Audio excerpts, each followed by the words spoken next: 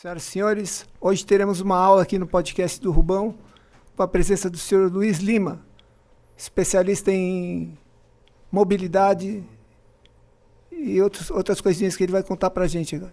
Luiz, você pode contar para a gente qual foi sua trajetória, qual que é a sua formação? Claro. Primeiramente, cumprimentar você, Rubão. Gratidão aqui mais essa oportunidade. Sempre importante e necessário falarmos sobre inclusão. Um abraço aqui para todos que estão nos acompanhando no podcast do Rubão. Bom, sou Luiz Lima, sou técnico em orientação e mobilidade, audiodescritor, administrador de empresas, estou servidor público municipal aqui em Sorocaba, estou presidente do Conselho Municipal da Pessoa com Deficiência e Mobilidade Reduzida de Sorocaba. Eu fui aluno da primeira turma de técnico administrativo para pessoa com deficiência do Senai em Sorocaba. E trabalho aí nesse lance de inclusão diretamente desde 2016. Estou usando uma camisa polo bege, cabelos castanhos escuros, uso barba. Essa é a minha autodescrição. Meu sinal em libras é o L sobre a sobrancelha. Luiz, e a mobilidade? Você também pode nos dizer alguma coisa sobre essa palavra tão importante? Mobilidade, basicamente, é a maneira como nos movemos, né? Como a sociedade se movimenta. E a mobilidade, ela necessariamente tem que estar atrelada à acessibilidade, para que todos consigam ter a oportunidade do deslocamento. Por exemplo, independente do modal que a pessoa utilize, o mesmo deve ser acessível. Seja a linha de ônibus, seja o carro, a calçada, tudo isso contribui para uma mobilidade acessível. E isso é importante porque para a pessoa chegar em qualquer serviço, trabalho, lazer, é necessário ter uma mobilidade adequada. E nesse sentido, nós podemos nos orgulhar da cidade de Sorocaba. Isso que eu ia falar. Sorocaba está pronta para receber as pessoas com deficiência, com falta de mobilidade. Me parece que é uma cidade bem adaptada. Historicamente falando, Sorocaba sempre foi a vanguarda no sentido de acessibilidade e inclusão. E essa geração não fica atrás, né? Faz jus a esse legado. Óbvio que sempre existe espaço para você aprimorar e melhorar os processos. Deixando claro que não podemos nos contentar e nos acomodar onde estamos. Por outro lado, é necessário que reconhecemos e divulgamos o que tem de bom na nossa cidade. Nós temos um transporte coletivo que é adaptado, o espaço ali com o elevador, o espaço para cadeira de rodas.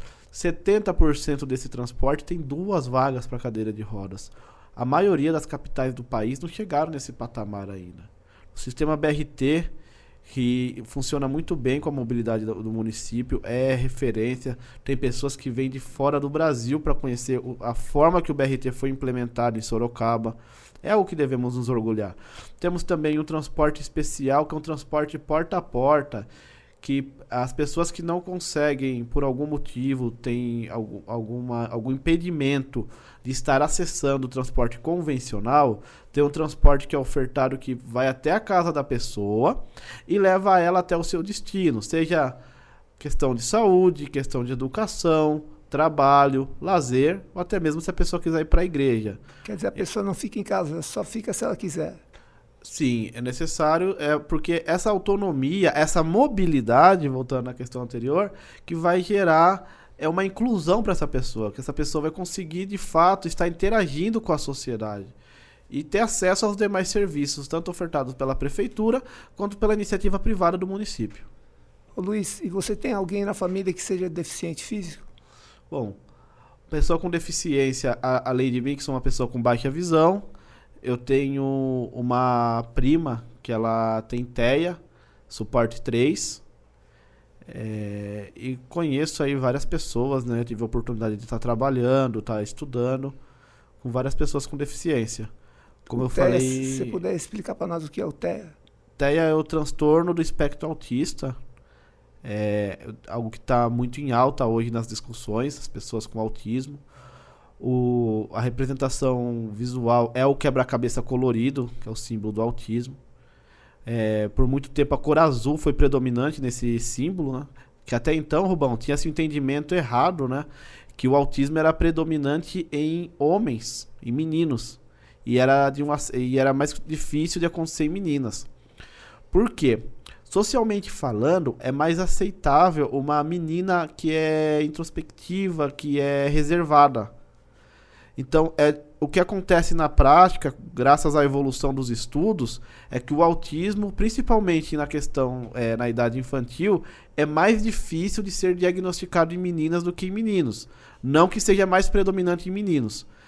E isso mostra que estamos vivendo uma mudança de página e estamos vivendo um momento de entender, de conhecer o que realmente causa o autismo, que ainda não se tem muitas respostas exatas para essas perguntas.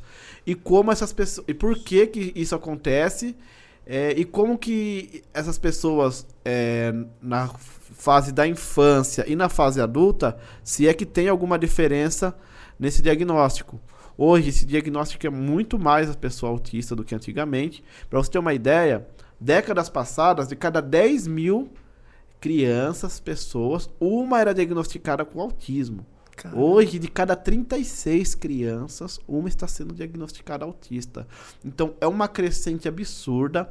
A sociedade precisa se preparar para conseguir atender da melhor forma possível e com uma inclusão de fato essas pessoas.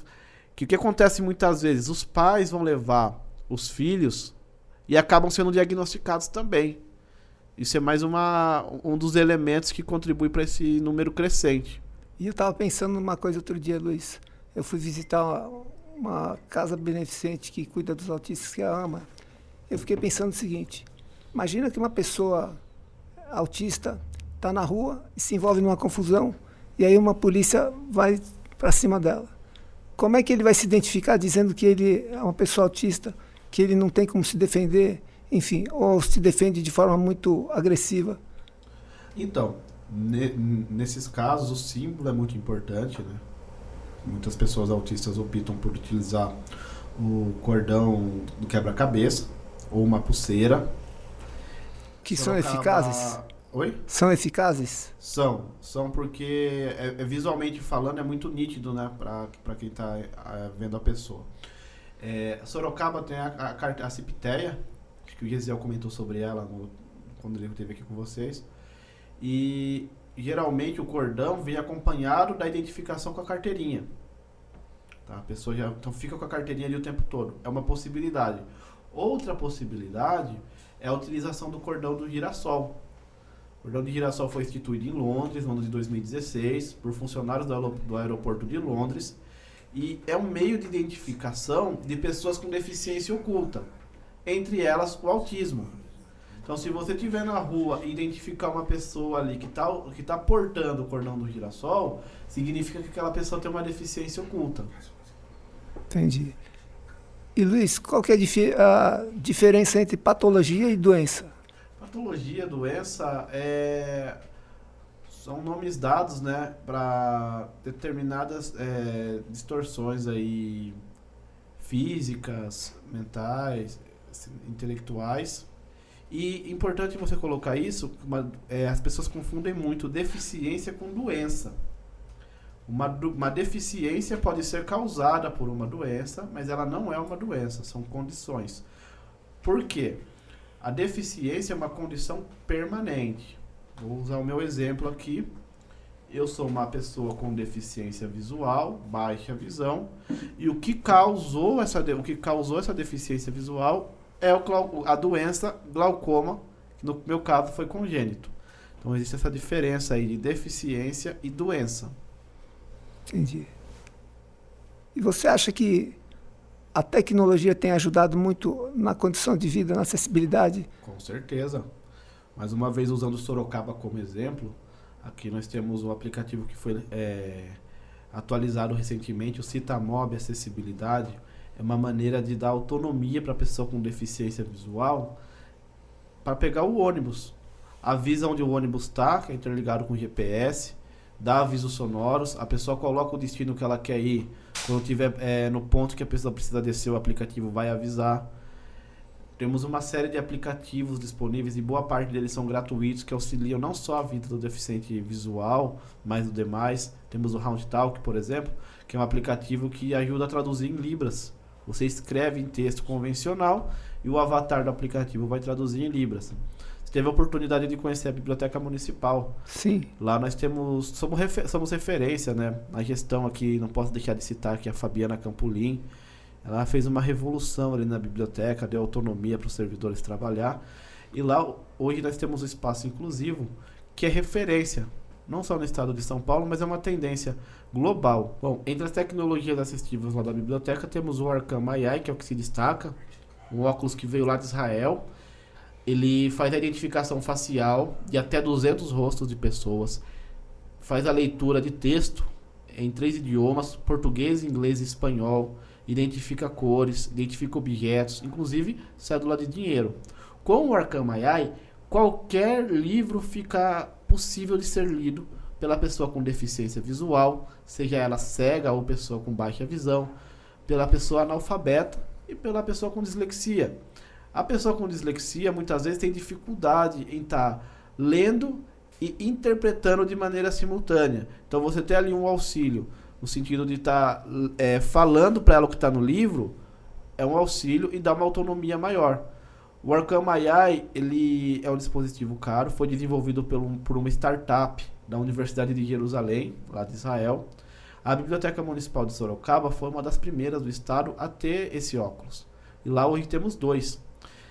E detalhe, Rubão, a Secretaria de Educação de Sorocaba também disponibiliza esses óculos para os alunos com deficiência visual da rede municipal que têm a condição de utilizar esse óculos. Hoje Sorocaba tem mais de 40 Arkham AI disponíveis. Mais uma prova que Sorocaba estava na vanguarda, na inclusão, na acessibilidade e a importância da tecnologia na inclusão e na acessibilidade. E como é que é projetada essas imagens? É o monitor que tem no óculos? Né? O óculos ele é pouco maior que um pendrive, ele fica acoplado em uma armação, né? O dispositivo fica acoplado em uma armação simples. Você pode colocar isso no óculos que a pessoa já utiliza. É uma câmera extremamente potente. A câmera vai fazer a identificação da imagem e vai transcrever pelo áudio. Esse áudio pode ser via alto-falante do dispositivo. E se a pessoa quiser, ela pode estar fazendo uma conexão Bluetooth e esse áudio vai sair no fone Bluetooth da pessoa. Luiz, o que você sentiu quando você percebeu que você tinha o glaucoma e que você não tinha como fugir da doença aí? Então, cara, o meu caso é de nascença, né? Então, esse choque foi maior, eu obviamente não lembro, fui um cobaia que deu certo, passei por 2 cirurgias ainda recém-nascidos na USP, Hospital das Clínicas, e fui fazendo tratamento, acompanhamento, passei por equipe multiprofissional, na época em Itu, terapeuta ocupacional, o BOS não técnico existia ainda. O BOS não era o que é hoje, não era do tamanho que é hoje. Na época, o que se tinha de referência era a Unicamp, em Campinas, e o Hospital das Clínicas da USP, em São Paulo. Eu comecei a entender isso na época da escola, né? Que aí você vai ter uma socialização com os demais colegas da mesma idade, aí você começa a identificar que existem diferenças no suporte pedagógico para você. Você sofreu bullying? Passei por bullying, sim. Acho que não sou tão velho assim, mas estou com 30 anos. É uma geração que a maioria das pessoas teve que lidar isso de uma forma diferente do que é lidado hoje, né? É verdade. O bullying você resolvia na escola mesmo, assim. Não era o tipo de situação que costumava envolver pais ou envolver professores. Creio que foi até um avanço nesse sentido. Era uma tiração de sarro, na verdade, né? Cara, eu, por ser muito bem preparado pela minha família e por profissionais, entendo que eu a levei até de boa. O mais complicado foi na adolescência mesmo. Muito mais do que na idade infantil. Na adolescência é mais complicado porque você começa a querer namorar, você começa a idealizar carros, situações que são naturais para adolescentes. E ali você começa a entender que tem situações que você não vai conseguir acessar da mesma forma. Por exemplo, eu não consigo dirigir considerando que eu tenho que levar em consideração a vida de outras pessoas. Não é uma coisa segura, não só para mim, como para outros. Estou colocando a vida de outras pessoas em risco. Entendi. Então, um óculos não resolve a minha questão visual. Por isso que se enquadra como deficiência. E Não adianta eu colocar um óculos que ele não vai corrigir o campo visual a ponto de eu conseguir dirigir de maneira segura. Essa era Isso, uma dúvida. até o dia de hoje não existe. Espero que a tecnologia avance e daqui a um tempo vamos olhar para esse podcast e vamos falar assim, ó como que o negócio avançou. Por exemplo, a forma que a medicina encarava o glaucoma e a deficiência visual 20 anos antes de eu nascer era totalmente diferente. A medicina orientava o paciente a utilizar tampão nos olhos para preservar o pouco resíduo visual que essa pessoa tinha. E o que acabava acontecendo? A pessoa perdia. Com o avanço da medicina, o que se teve de entendimento? Você precisa estimular, forçar o seu resíduo visual para garantir que ele continue e até mesmo conseguir avançar com esse resíduo visual. Avançar o campo visual. Para que ele se regenere. Foi uma evolução da medicina, através de muito estudo, de muita ciência. Então, de verdade, eu acredito que com o tempo vai evoluir ainda mais. Eu acho que sim, não tem como, né? A tecnologia está num ponto que eu acho que não volta mais. Os smartphones hoje já têm acessibilidade, né? Os dois sistemas mais conhecidos aí, o Android e o iOS, contam com lupa, contam com sistema de voz no próprio dispositivo, além de uma série de aplicativos aí na galeria de aplicativos. Você consegue fazer muita coisa hoje com o próprio smartphone.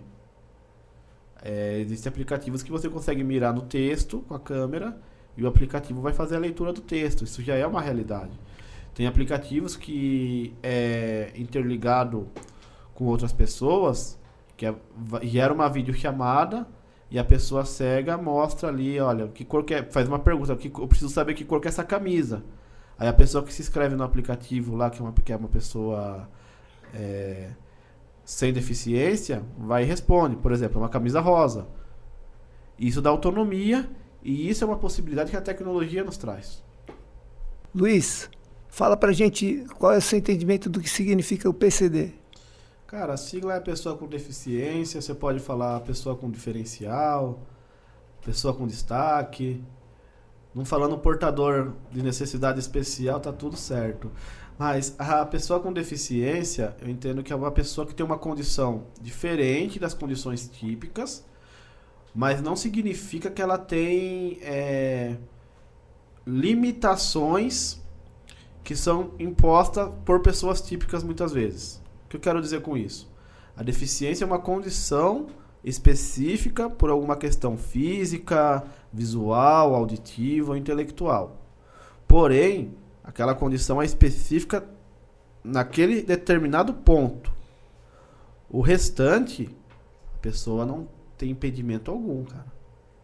E qual que é o grande problema? Infelizmente, geralmente, o foco é exclusivo na deficiência. Por exemplo, no meu caso, foca no olho. Esquece que o resto funciona muito bem, obrigado. E por questão de adaptação, que o ser humano é um ser que se adapta muito, você acaba utilizando melhor outros sentidos que não têm a deficiência. Por uma questão de sobrevivência. Eu, por exemplo, para fazer uma leitura do ambiente, como a minha visão ela não permite que eu faça uma leitura típica do ambiente, uma leitura ampla, eu necessariamente utilizo mais a audição. Necessariamente eu utilizo o olfato. Necessariamente eu reparo em questões que uma pessoa que tem a possibilidade de suporte visual típico não vai precisar reparar. Então, um apelo que eu faço, uma reflexão que eu trago, é para que se foque menos na deficiência e mais na pessoa. Entendi. Luiz, e a religião atrapalha, ajuda? Ou como é que é a relação da religião com as doenças, as posturas que a gente tem falado aqui? Sabe que eu estou, inclusive, escrevendo um livro sobre isso, né, Rubão? Sabia não. Estou escrevendo um livro sobre a visão religiosa em relação à pessoa com deficiência. Eu entendo que a religião ela é necessária para o ser humano, independente de qual seja. Acho que nós somos um ser formado por questões físicas, questões psicológicas e questões espirituais. E a religião ela é importante.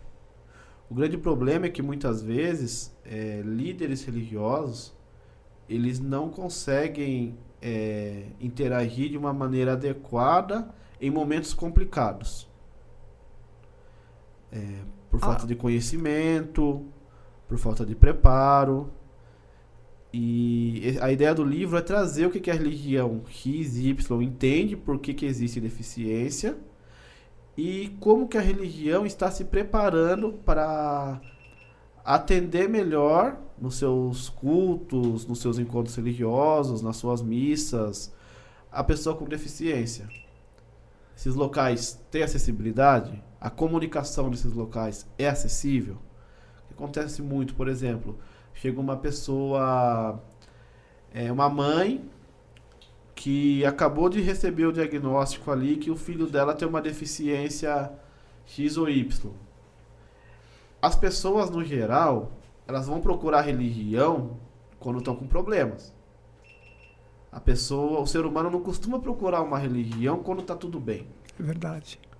Então a pessoa chega ali fragilizada emocionalmente, procurando respostas, e muitas vezes não existe um acolhimento, não existe um entendimento de como lidar com essas diferenças.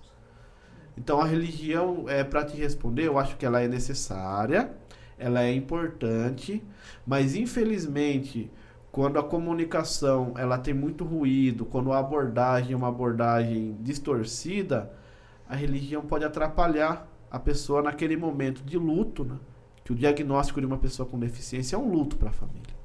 É verdade. É um momento que a pessoa não sabe como lidar, onde procurar ajuda, o que fazer. No momento que a pessoa está fragilizada, os pais principalmente ficam perdidos, esse é o termo.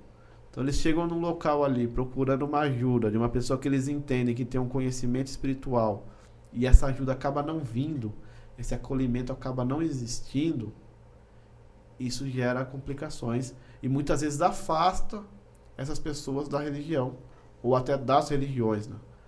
Algumas pessoas acabam criando uma aversão a isso. Ô Luiz, e como é que fica a tecnologia em relação à fé que o cidadão acaba tendo? Dentro da pesquisa que eu estou fazendo, uma religião que chamou muito a minha atenção foram os Testemunhas de Jeová. O site deles é um site acessível, eles disponibilizam ali nos vídeos Libras. Eles têm uma editora, que essa editora ela faz as publicações deles com letra ampliada. No site as publicações têm áudio. Eles têm congregações deles que eles chamam específica para Libras. Então aqui em Sorocaba inclusive tem uma. Se a pessoa quiser assistir às reuniões deles e é uma pessoa surda, ela vai ter acesso a essa acessibilidade. A planta dos salões do reino deles, antes mesmo da lei exigir, a acessibilidade já era uma coisa que eles levavam em consideração. Isso foi uma coisa bem legal que eu descobri nessa pesquisa. E eles sabiam utilizar muito bem esse lance da tecnologia para deixar o conteúdo deles mais acessível. Agora eles vão ter um problema, porque a ciência, com a tecnologia, ela se aproxima cada vez mais do ser humano. E aí tem religiões que eu ouço dizer que elas repudiam a ciência, que elas não acreditam na ciência. Não sei se está na sua pesquisa, se está no seu livro. Não, a minha ideia basicamente é expor o ponto de vista da religião. Não, o leitor que vai fazer a crítica. Eu pergunto para a pessoa qual que é a fonte de referência da fé que ela exerce. No caso do cristão, por exemplo, a Bíblia. Baseado nessa fonte. Por que existe pessoa com deficiência? Ele vai dar a resposta dele ali. Ponto. E o que a sua religião vem fazendo para acolher da melhor maneira essas pessoas? Dentro desse resultado, cada um tira suas conclusões. Eu não estou aqui para julgar. A ideia do livro não é julgar. É simplesmente expor. A vertente espírita tem uma visão diferente da cristã. Entendi. Diferente da muçulmana, diferente da do judeu. E as diferenças são saudáveis para uma sociedade. Tá tudo certo. Eu penso que cada um escolhe o que faz bem e justifica isso depois de alguma maneira. Então eu não estou aqui para apontar qual religião a pessoa deve ou não frequentar, mas eu acho que é justo a pessoa entender onde ela está frequentando. Por exemplo, eu não acho razoável um cristão utilizar de justificativas espíritas para justificar uma deficiência. Por exemplo, falar de uma vida passada. O espírita, tudo bem, é uma coisa que ele acredita. A Bíblia não fala de vidas passadas. Então não é coerente isso. E infelizmente, inclusive alguns líderes utilizam justificativas que não fazem sentido. Aí volta naquela outra pergunta, acaba afastando as pessoas das religiões. Você chega a fazer uma peregrinação nas igrejas, nos Estou templos? fazendo, estou no processo de pesquisa. E como é que é a parte do espaço de cadeira de rodas no banheiro para poder se locomover? Você sabe que tem uma igreja aqui em Sorocaba, cara, que me surpreendeu muito, ali no Ouro Fino, uma igreja católica. A igreja tem intérprete de Libras, quando eu fiz a pesquisa lá. Tinha audiodescrição simultânea, inclusive ele disponibilizava o aparelho. A pessoa chegava ali na igreja, antes de começar a missa, falava como que era a igreja, a decoração, como que era a cor que o padre estava, a cor da roupa do padre. Detalhes que parecem muito simples para quem enxerga. Mas para quem não enxerga faz total diferença para ter o entendimento do ambiente. A legenda com o nome dos santos tem o braille. Então essa igreja me surpreendeu muito. Igreja ali do bairro Ouro Fino, inclusive aqui na Zona Oeste. Tinha rampa de acesso.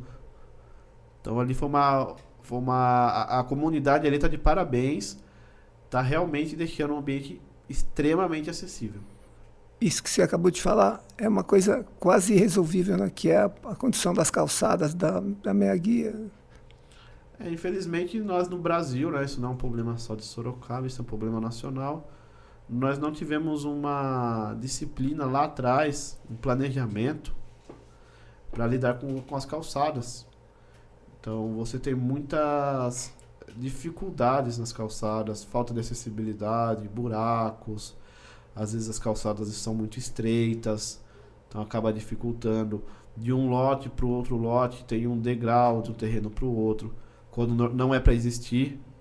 Teoricamente está todo mundo seguindo a rua, e a rua não tem degrau. Por que a calçada tem que ter degrau? É verdade. Porque é mais barato você ter que fazer adequação na calçada para entrar dentro do terreno, do que fazer o que é correto, que é a adequação dentro do terreno. É por isso que tem um espaço que a pessoa não pode construir ali, geralmente uns 5 metros. Que esse espaço era para ser feito dentro do terreno. Só que isso é um erro que vem de décadas e séculos. Para corrigir isso é algo muito difícil. Mas tem que ter um começo. Tem que ter cultura social para resolver esse tipo de coisa. Nesse tipo de caso eu entendo que a intervenção do Estado é necessário, por exemplo. O que for feito de loteamento de casa daqui para frente não pode continuar dessa forma. Você corrigir o que está errado é complicado, mas você continuar fazendo errado... é pior ainda. Só que aí você vai esbarrar no problema que é a questão econômica. Aumentar o IPTU. Não. Os donos dos terrenos que vão construir casas vão ter um custo maior. Ô Luiz, e você acredita em Deus, não é isso? Eu acredito. Ele já se provou presente em algum lugar da sua vida? Sempre. O fato de eu enxergar, eu coloco isso como uma obra de Deus na minha vida. Óbvio que os médicos foram usados, mas eu entendo como permissão divina isso. E você entende que há um propósito para que você esteja entre nós aqui? Com certeza. Eu tive uma experiência em 2006. Além de ser deficiente visual, eu tenho uma má formação no sistema urinário. Então, o que aparentemente as pessoas focam muito no meu olho, mas o que pode me matar é o rim. A pessoa não morre só por ser cega. Isso não acontece. É meio forte falar isso, mas é uma realidade. A cegueira em si, ela não vai matar ninguém só pela cegueira. Agora o rim mata. Então eu tenho uma má formação no sistema urinário, que abrange as bexiga e rins. Eu fui fazer um procedimento cirúrgico em 2006. Deu uma complicação lá na hora da anestesia, minha traqueia fechou. Era um procedimento para durar 1 hora e meia, durou mais de 7 horas. Eu fui voltar no 5º choque do desfibrilador. Minha mãe fala que quando a assistente social chamou ela, achou que eu tinha morrido. Isso eu tinha 2006, 12 para 13 anos. É complicado. Sei como é que é. Quando essas situações, hoje, com mais maturidade, um pouquinho de entendimento espiritual, eu entendo que não é por acaso, sabe? Alguma coisa eu tenho que fazer aqui. Enquanto eu não realizar...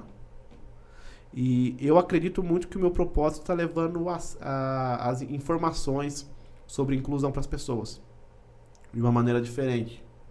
Não quero que ninguém fique comovido com a minha história. Mas entenda que do mesmo jeito que eu passei por isso e estou aqui, você também pode, caso você seja.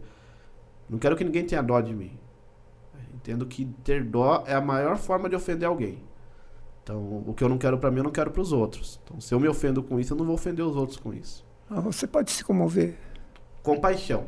Compaixão. Compaixão é diferente de dó. É verdade. Compaixão pelo próximo eu tenho. Mas a dó não.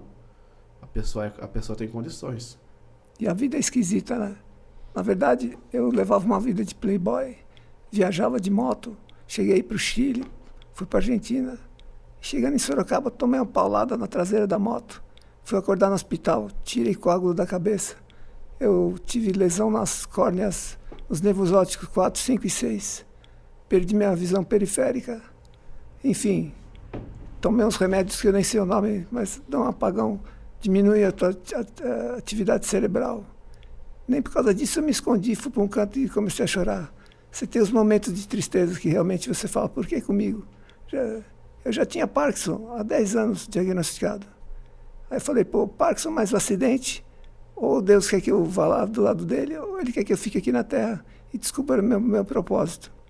Eu optei pela segunda opção. Eu acho que Ele tem um propósito para mim, uma missão, e eu vou tentar cumpri-la da melhor forma possível. Rubão. Aliás, o Parkinson, só para constar, todo mundo falava, eu tenho o mal de Parkinson. Tiraram também o mal de Parkinson. Hoje é doença de Parkinson. Que você tem vários tipos de doença de Parkinson. Aquela pessoa que fica batendo a perna, ela tem parkinsonismo. Muita gente tem esse vício, né? Bom, me permite inverter aqui o papel. As pessoas costumam dizer assim, quando adquirem uma deficiência, que elas perderam, né? O que mudou na vida dela. E geralmente são coisas negativas. Mas o que você ganhou? O que você entende que mudou na sua vida para melhor? Assim, o que você entende? Isso é legal porque aqui tem eu, uma pessoa que nasceu com deficiência, e você, uma pessoa que se tornou deficiente. Você consegue enxergar alguma coisa boa que aconteceu depois disso para você? Eu acho que esse olhar sobre as coisas que eu julgava pequenas, elas se tornaram grandes e necessárias. Eu não tenho hoje mais nenhum tipo de problema de falar de como aconteceram as coisas comigo. E nem, como diz você, de ter pena. Eu entendo o que você falou, porque eu não tenho pena. Eu assumi o problema. Você tem um tempo de luto, realmente, como você falou. Tem um tempo que você passa a querer entender. Eu, no hospital, meu filho que veio me contar o que aconteceu. Sabendo o que aconteceu, entendendo o que aconteceu. A minha memória ficou meio prejudicada. Mas eu estou aí vivendo e esperando o que tem pela frente. Ou seja, estou esperando o propósito. E ele virá. Ele está. Ele está, é verdade. Uma conversa como essa, nós não conseguimos saber quantas pessoas vão ter acesso a isso, mas se impactar uma pessoa, cara, já valeu a pena. Interessante que vindo para cá, passei na frente de um bar, né? E o motorista do Uber olhou para os caras, falou, aí, ó, esses aqui vão sair tudo de cana cheia. Podiam estar pedindo um Uber. Aí eu contei minha história para ele. Ele não tinha deixado eu entrar na frente do carro, do lado dele, que é melhor por causa do meu joelho. O cara mudou, ele pegou a cadeira dele e pôs para frente para dar mais espaço para mim. Pediu desculpas quando a gente foi embora. Que coisa maluca, né? Eu tinha pedido só para entrar no carro dele e ficar do lado direito. Ele negou, mas depois ficou arrependido. E as pessoas têm isso que você falou. Ai, que dó, ele tem Parkinson. E acham que Parkinson mata. Parkinson não mata também. O Parkinson te leva a uma condição de... Você fica meio débil mental, se é que essa palavra não é muito agressiva. Mas, enfim, o Parkinson ele pode ser retardado. Se tiver um médico bom e uma boa reserva de dinheiro, isso é triste, né? Mas tem as farmácias de alto custo, pode te ajudar a receber a medicação. Você tocou num ponto legal, Rubão. Eu acho que é importante as pessoas refletirem nisso. A deficiência, quando você pega uma deficiência X, a condição social da pessoa e o local que a pessoa vive vão necessariamente mudar o destino da pessoa.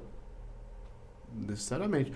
A região metropolitana de Sorocaba como um todo, esse eixo aqui, região de Sorocaba, região de Campinas, capital, até Santos ali, cara, é a região mais privilegiada do país. Ponto. Economia, o Brasil roda aqui, não é em Brasília. As grandes empresas, o Porto de Santos, as grandes rodovias, tá tudo aqui. A principal medicina está aqui. Eu nasci aqui.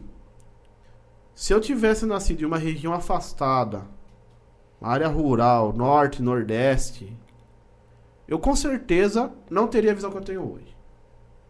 Porque precisava ser feito de uma maneira rápida. Precisava ter uma estrutura de ponta da época. Quem nasce em regiões afastadas não consegue ter isso. Ponto. Infelizmente. Mas essas distorções regionais e econômicas, elas vão, infelizmente, determinar a maneira que essa pessoa vai conseguir viver.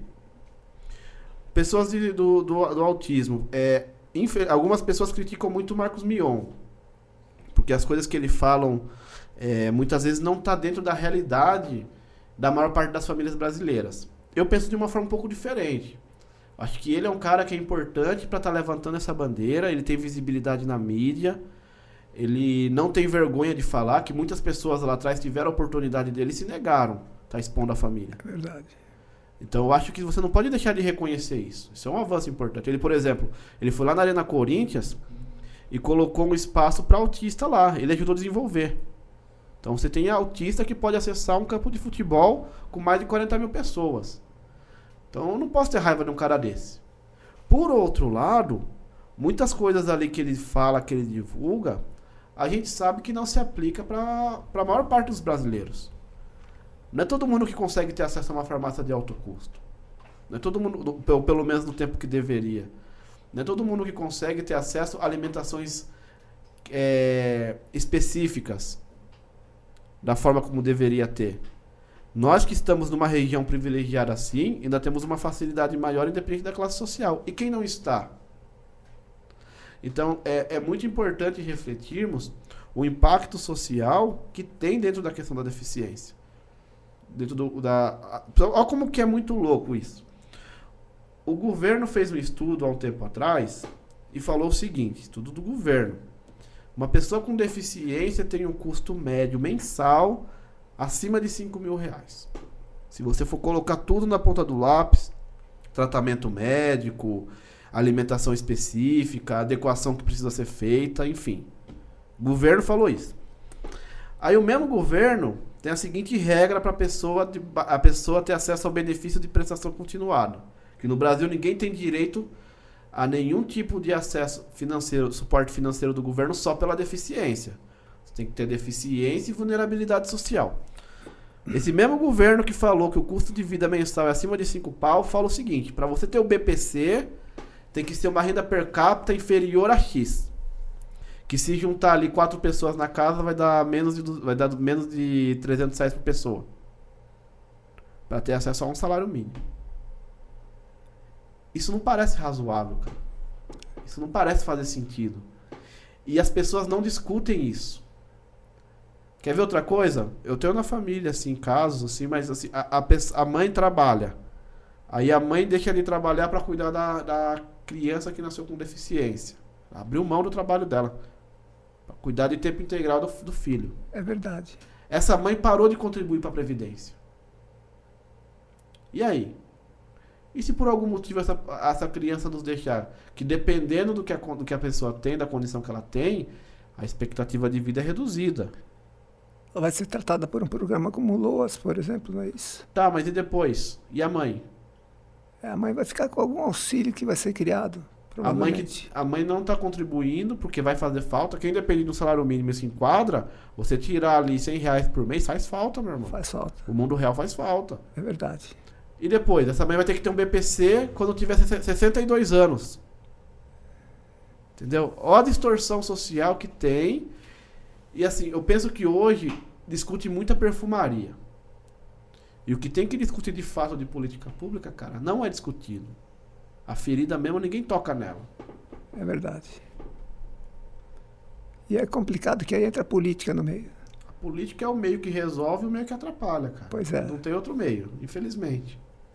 A diferença entre o veneno E o antídoto é a e dose. a dose. Né? É a dose.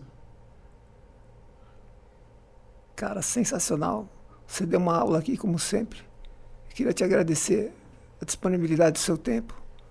E está aí feito mais um podcast do Rubão. Luizão, queria ouvir de você planos, projetos que você tem aí para o próximo ano, ou mesmo agora a curto tempo. E, basicamente, o que você tem feito para progressão? Cara, estou presidente do Conselho, né, Municipal da Pessoa com Deficiência.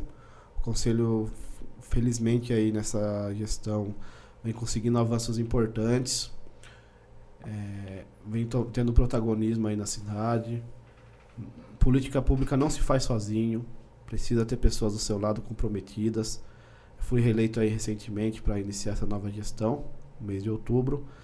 Uma nova diretoria. Gostaria aqui de cumprimentar a diretoria, a Patrícia, que é a secretária, a Giane, que é a vice, o Eric, que é o segundo secretário. Estamos sempre muito juntos ali com o Gesiel, que é o coordenador da pessoa com deficiência. Essa dobradinha aí, conselho e coordenadoria, vem dando muitos frutos, muitos. Em breve aí vamos estar lançando muita coisa nova. Trouxemos um mutirão de laudos, 3 mutirões de laudos, mais de 100 pessoas foram contempladas. A pessoa com deficiência tem um espaço lá no Mutirão do Emprego, que foi um programa reconhecido nacionalmente. Então começamos lá no Mutirão do Emprego com uma mesinha, era uma mesa PCD. Hoje lá no Parque Tecnológico tem um espaço no Mutirão do Emprego só para pessoa com deficiência, cara. Conseguimos trazer o programa Emprego Inclusivo para cá, que foi uma luta aí da coordenadoria e do conselho. Hoje o PAT tem em tempo integral ali intérprete de Libras, pessoas que conseguem atender e acolher as pessoas com deficiência que querem trabalhar e as empresas que têm interesse em contratar essas pessoas com deficiência. Sorocaba recebeu, por ter o conselho, 2 vans adaptadas, uma academia adaptada ao ar livre. Então são inúmeros avanços. Conseguimos colocar no curso para os servidores públicos o módulo do atendimento inclusivo. Isso foi uma conquista desse ano. Estamos aí para adequar a aposentadoria do servidor com deficiência junto ao INSS, que é uma coisa que não estava alinhada, estava igual. A gente sabe que a vida da pessoa com deficiência muitas vezes traz condições ali que um tempo de trabalho igual não é uma coisa justa, não traz uma equidade. Então, gostaria de exaltar essa questão do conselho.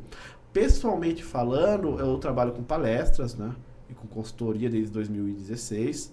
E nas palestras eu tento levar essa mensagem do não vitimismo, do conhecimento, falar da história, como que a humanidade interagiu com a pessoa com deficiência, as terminologias adequadas, inadequadas, as abordagens adequadas, inadequadas. Eu entendo que isso faz parte do meu propósito, levar acesso à informação para as pessoas que não têm e falar para a pessoa com deficiência que ela é capaz, que ela não tem que se colocar como vítima e ninguém tem que ter dó dela. E se você que está ouvindo, acompanhando, compactua com isso, segue lá no Instagram, @oluizlimasp. Mais uma vez, Rubão, gratidão pela oportunidade. Tamo junto. Ô, Luiz, só mais uma coisinha. Qual que é o papel dos conselhos na sua visão? Cara, o conselho ele faz com que o poder público e a sociedade civil consigam dialogar entre si no mesmo ambiente. É uma maneira de você estar filtrando, recebendo, é um órgão fiscalizador, é mais uma ferramenta aí para estar ajudando a sociedade, no meu caso, no caso do Conselho Municipal da Pessoa com Deficiência, para estar auxiliando a pessoa com deficiência, auxiliando o poder público a tentar ser mais acessível, mais inclusivo, fazer com que as leis sejam cumpridas e ter um espaço fixo de diálogo entre a sociedade civil, entidades e poder executivo municipal. Luiz, eu te fiz essa pergunta em off, vou fazer de novo. Se você tivesse uma vara mágica, que você pudesse consertar um dos problemas do mundo, qual seria ele? A humanidade precisa de conserto, cara. A humanidade precisa... É meio redundante, mas voltar a ser mais humano, menos máquina. A humanidade precisa voltar a ter compaixão. A humanidade precisa pegar mais leve com ela mesma. Respeitar mais. Acho que hoje em dia a humanidade esqueceu de respeitar. Principalmente as diferenças. Mas isso não traz um descrédito no poder de recuperação das pessoas, dos meios sociais que elas vivem? Da regeneração seria melhor. Estamos vivendo isso, né? Estamos vivendo isso. Esse Com as guerras?